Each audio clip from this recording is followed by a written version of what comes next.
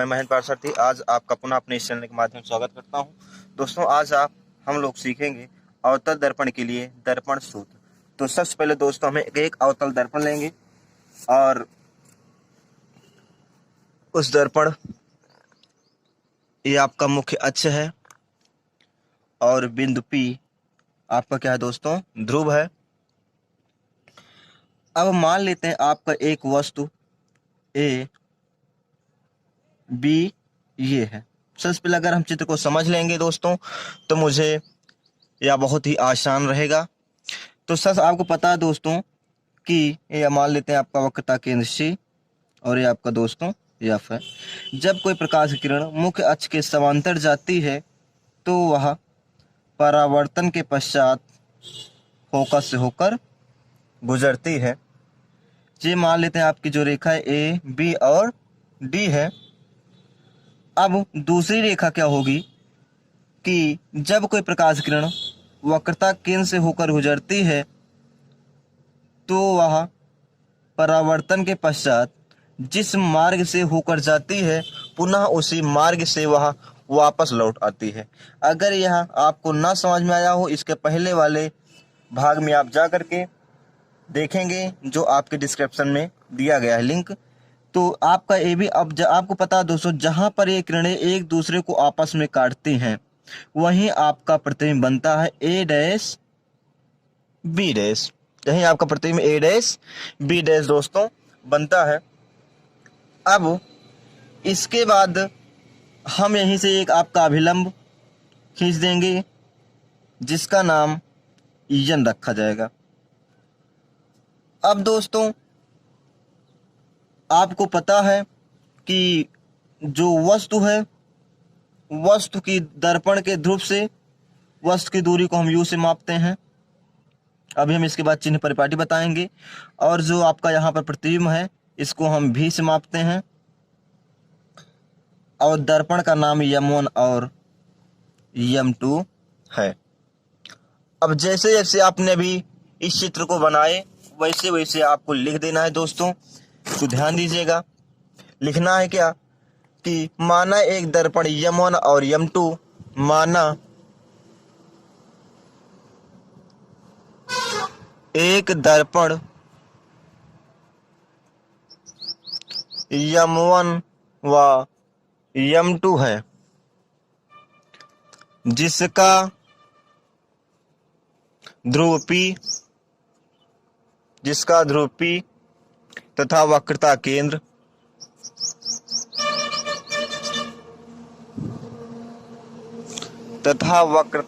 C है। दर्पण के मुख्य अक्ष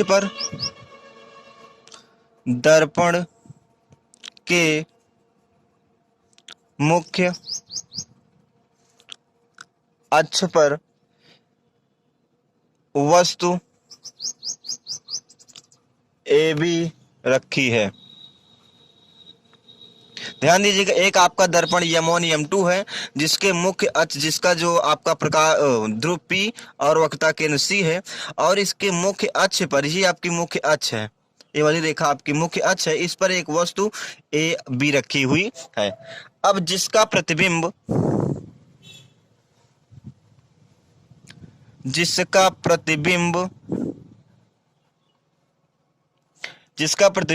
क्या बन रहा है दोस्तों, A डैश B डैश बनता है। परावर्तन बिंदु D, परावर्तन यानी जहां से किरणें परावर्तित हो रही हैं, परावर्तन बिंदु D से मुख्य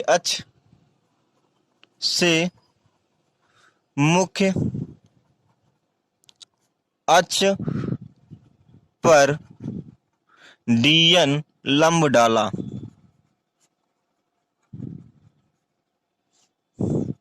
यानी परावर्तन बिंदु जो आपका D है यहां से एक आपने लंब DN डाला है। अब दोस्तों यहां तक आपको समझ में आया, जैसे आपने चित्र को बनाया वैसे वैसे आप उतार दिए हैं। अब ध्यान दीजिएगा, इसमें हम लेंगे त्रिभुज। यहां से देखिएगा त्रिभुज ए बी सी तथा त्रिभुज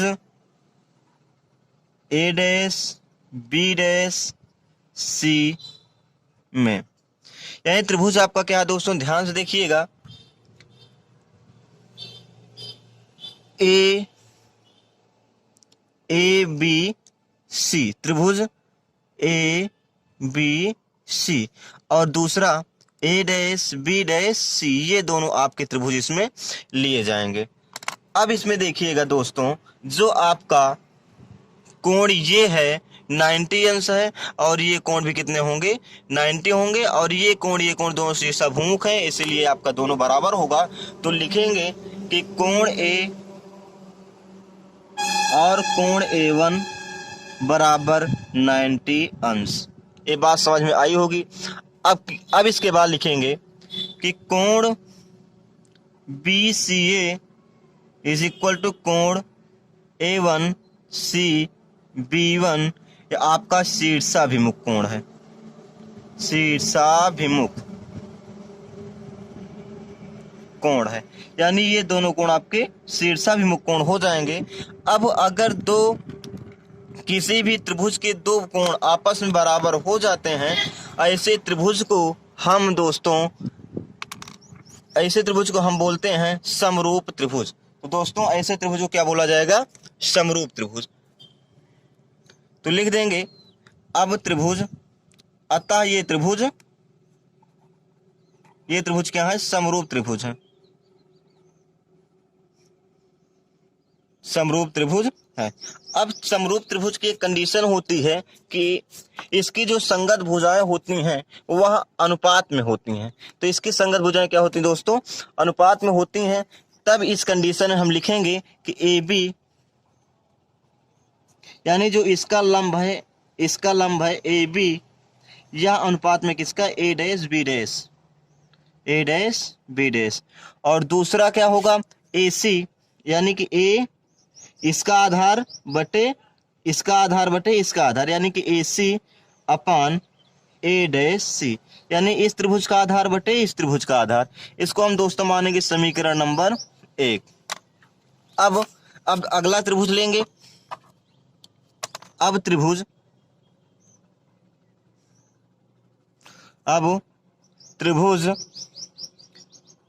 A1 B1 F1 तथा DN F से, यानी त्रिभुज लेंगे इस बार दोस्तों A1 B1 F, ये वाला त्रिभुज A1 B1 F तथा आपका DN F, यानी ये वाला त्रिभुज ले लेंगे दोस्तों। ये आपका चित्र तो थोड़ा ध्यान समझिएगा, ये दोनों त्रिभुज आपके इस बार ले लिया जाएगा। तो पुनः इसमें हम वही कंडीशन करेंगे कि आपका ये कोण 90 अंश का, एक भी कोण 90 अंश का, ये दोनों कोण आपस शीर्षाभिमुख हो जाएंगे। तो अतः ये त्रिभुज क्या हो जाएगा दोस्तों, आपका समरूप त्रिभुज होगा। थोड़ा इसको लिख लेंगे कि कोण DN F इज इक्वल कोण B1 A1 F is equal आपके 90 अंश होंगे। तो उसके बाद A1 F B1 is equal कोण DF N, आपका शीर्षाभिमुख कोण हो जाएगा दोस्तों, शीर्षाभिमुख कोण हो जाएंगे। ठीक। अब अगर किसी भी त्रिभुज के दो कोण आपस बराबर होते हैं, तो उस कंडीशन में जो त्रिभुज होगा वह आपका त्रिभुज कहलाएगा कौन सा त्रिभुज, समरूप त्रिभुज। तो समरूप त्रिभुज की कंडीशन होती है, उसके जो संगत भुजाएं होती है वह हमेशा अनुपात में होंगी। तो हम लिख देंगे कि DN DN upon A dash B dash, DN upon A dash, क्योंकि दोनों ये लंब है, is equal NF upon A dash F, NF upon A dash, यानी आपका इसका आधार बटे इसका आधार। अब इसके बाद चूंकि DN इज इक्वल AB, यानी DN जो ये भुजा है ये इसके बराबर है, तो जो आपका dn है, dn के स्थान में क्या लिख देंगे हम, ab लिख देंगे दोस्तों। तो यहां लिख देंगे इसलिए ab upon a dash b dash is equal nf upon a dash ef। अब हम इसको मान लेंगे समीकरण नंबर 2, इसको मानेंगे समीकरण नंबर 3। अब इसके बाद हम समीकरण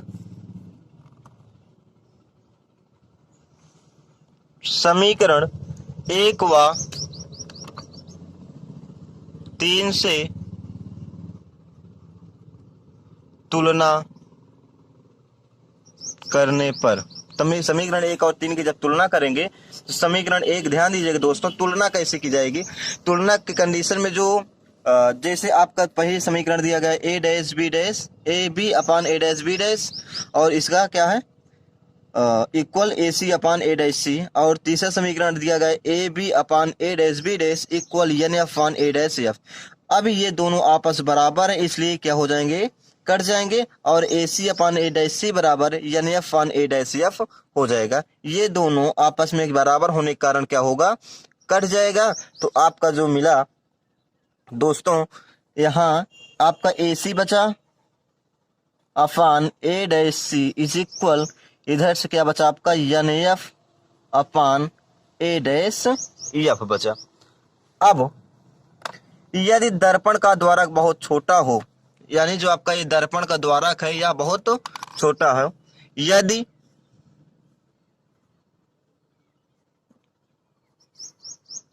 दर्पण का द्वारक बहुत छोटा हो तो बिंदु n, बिंदु P के अत्यंत निकट होगा अत्यंत निकट होगा, यानी आपका जो P है ये दोनों आपस में क्या हो जाएंगे, ये दोनों बिंदु बहुत ही नजदीक होंगे। तो इस कंडीशन जो आपका NF है वह PF के बराबर होगा, यानी NF जो है ये वाली, ये यहाँ से यहाँ तक ये आपका P के बराबर हो जाएगी। कहने का मतलब ये है कि जो आपकी भुजा NF है या जब इसके बराबर हो जाएगा तो ये दोनों क्या हो जाएंगे, इक्वल हो जाएंगे।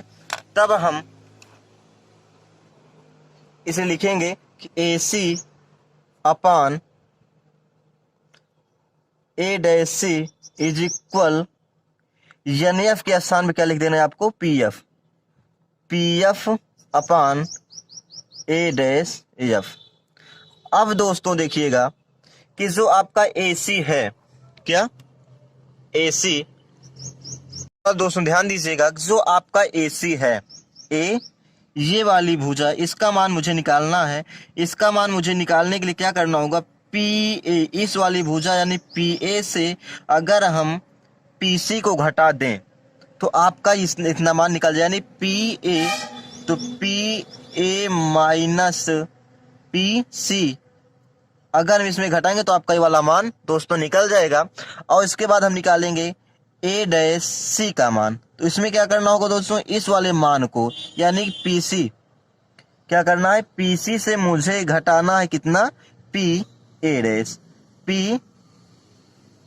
डैश, यानी ये इसका मान निकालने के लिए मुझे इस वाली पूरी रेखा से अगर इतना घटा दें तो आपका इतना मान निकल जाएगा। अब ए डैश एफ का मान निकालने के लिए क्या करना है, PA dash F, PA dash से हम PF का मान क्या कर देंगे, घटा देंगे, तो आपका मान दोस्तों निकल जाएगा। तो आपको इसी समीकरण में AC, A डैश सी और A डैश एफ का मान लिख देंगे। तो AC के स्थान पे अभी आपने निकाला कि PA माइनस PC, और A डैश सी के स्थान पे निकाला PC minus PA dash is equal PF upon A dash F के स्थान पे क्या निकाले हो, PA1 minus PF। P F आपने निकाला। अब आप देखेंगे चिन्ह परिपाटी के अनुसार, चिन्ह परिपाटी के अनुसार, चिन्ह परिपाटी के ध्यान दीजिएगा दोस्तों कि हमेशा जो चिन्ह परिपाटी होती है वह दर्पण के ध्यान दीजिएगा, दर्पण के इस साइड वाली जितनी भी दूरियां होंगी वह हमेशा निगेटिव होती है, और दर्पण के इस साइड वाली यानी ध्रुव के इस साइड, कहने का मतलब ये है आपका ध्रुव है, ध्रुव के इस साइड जितनी भी रेखाएं, जितनी भी आपकी दूरियां होंगी, जितने भी बिंदु होंगे सब निगेटिव होता है, और दर्पण के इस साइड जितने भी बिंदु आपके होंगे सब पॉजिटिव होगा, और दर्पण के ऊपर जितनी भी बिंदुएं होती हैं वह हमेशा आपकी लंबाई, वस्तु की लंबाई, ये सब आपका धनात्मक होगा, और नीचे की ओर आपका ऋणात्मक होगा। इसके बाद हम इस आपके चिन्ह परिपाटी की चर्चा जरूर करेंगे थोड़ी से, तब हम डायरेक्ट लिखेंगे। अब इस कंडीशन में ध्यान दीजिएगा कि जो आपका पी ए है, पी ए यह आपका माइनस यू के बराबर, क्योंकि पी ए क्या है दोस्तों, वस्तु की दूरी, पी से ए तक वस्तु की दूरी है, और इसको वस्तु की दूरी को हम यू से डिनोट करते हैं, लेकिन ध्रुव के आपकी रेखा, ध्रुव के इस साइड आपका बिंदु है, इसीलिए इसको हम माइनस यू लिखेंगे। अब दूसरा आपका है पी सी, यानी कि क्या है आपका पी सी क्या होता है दोस्तों, आपका जो पी सी होगा या सी से इसके बीच की दूरी जो होती है वक्रता त्रिज्या होती है, यानी आर होगा, लेकिन आपका ध्रुव के इस साइड है इसलिए आपका माइनस आर होगा। जो आर होता है दोस्तों वह हमेशा 2f के बराबर होता है। अब अगला पॉइंट बिंदु आएगा पी A1, यह आपका माइनस v, यानी कि पी A1 यानी आपका ये प्रतिबिंब की दूरी है, प्रतिबिंब की दूरी को v से डिनोट करते हैं। आपका ध्रुव से इस साइड है इसलिए आपका क्या हो जाएगा, निगेटिव। ध्रुव से इस साइड जितने भी पॉइंट होंगे आपका निगेटिव होगा, इधर जो होगा आपका पॉजिटिव होगा। ऊपर की ओर आपका पॉजिटिव होगा, नीचे की ओर आपका दोस्तों निगेटिव होता है, ये बात ध्यान दीजिएगा। अब इसके बाद क्या होगा कि अब समीकरण में जो आपका ये समीकरण 4 है, यह बराबर यानी फोकस दूरी माइनस। अब समीकरण, इस सभी का मान समीकरण 4 में क्या कर देंगे हम दोस्तों, रख देंगे। तो आपके समीकरण 4 में जब मान रखा है पी ए के स्थान पे भी आप पी ए के स्थान में क्या निकाले, P A minus P C था, ठीक, इसके स्थान पर तो हम मान लिखेंगे minus U minus 2f upon 2f minus G, और पी एफ बराबर माइनस एफ है, और भी माइनस एफ, यानी इसी से आपका मान क्या किया, इस समीकरण में रख दिया गया है। अब क्या किया जाएगा दोस्तों, अब हम इसको थोड़ा सा सॉल्व कर लेंगे। माइनस यू माइनस का गुणा होगा तो प्लस आपका 2f होगा, बटे माइनस 2f माइनस का गुणा तो आपका भी हो जाएगा, E minus F upon minus V, इसका गुणा होगा प्लस एफ हो जाएगा दोस्तों। अब क्या किया जाएगा, तिर्यक गुणा करने पर, तिर्यक गुणा करने पर यानी इसका ऊपर के साथ गुणा कर जाएगा, इसका इसके साथ गुणा करा जाएगा। जब हम तिर्यक गुणा करेंगे तो आपका जो दोस्तों मान आएगा plus u v minus 2f v plus 2f u minus u f is equal plus 2f square minus f भी। अगर ये गुणा आपको समझ में ना आए तो आप कमेंट में जरूर बताइएगा, हम आपको बताएंगे।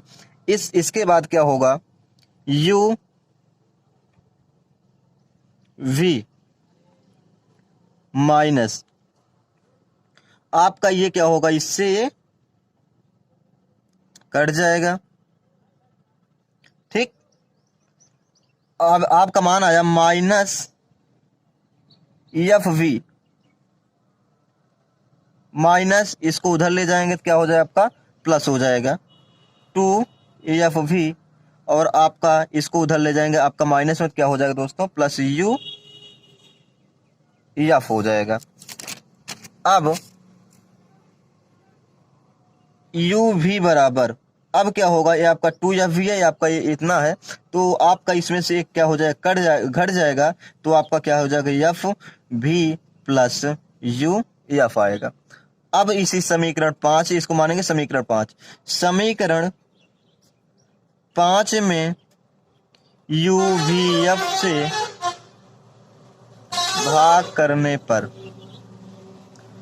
अब इस समीकरण UVF से भाग करें, UV अपान UVF, FV अपान UVF प्लस UF अपान UVF। दोस्तों इससे ये कट जाएगा, F से F, V से V कटा, V से आपका UF, U से U कटा, F से F कटा, तो आपका क्या मिला वहाँ 1 अपान F is equal 1 upon VU plus 1 upon V।